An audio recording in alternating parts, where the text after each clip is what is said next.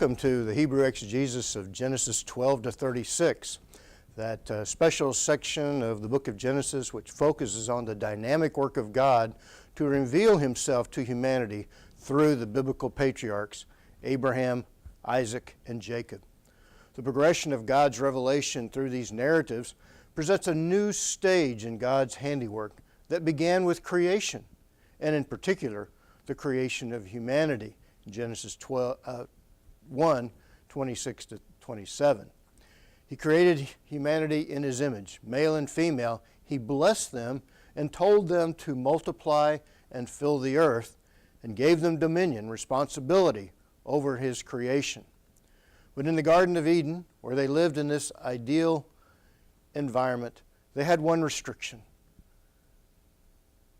The restriction against eating of the tree of knowledge of good and evil, with an emphasis upon the latter.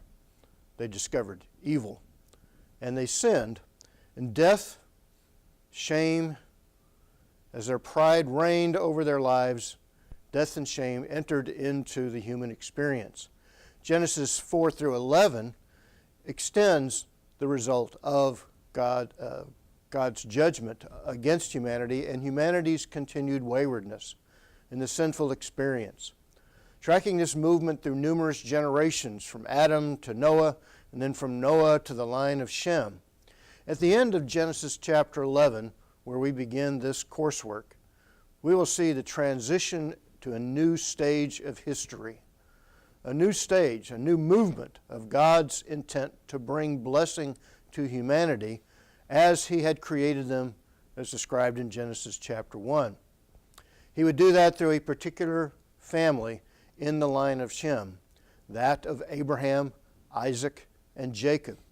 So in this course, we will explore the workings of Hebrew narrative, an art and a science, in setting forth God's ultimate plan for blessing humanity through this family, that all the nations of the earth would ultimately be blessed through this family, and ultimately bring forth God's ultimate goal of history, the blessing of humanity through the coming of the God-man, the incarnation, the birth, life, death, and resurrection of Jesus, the Messiah, son of Abraham, son of David, and son of God.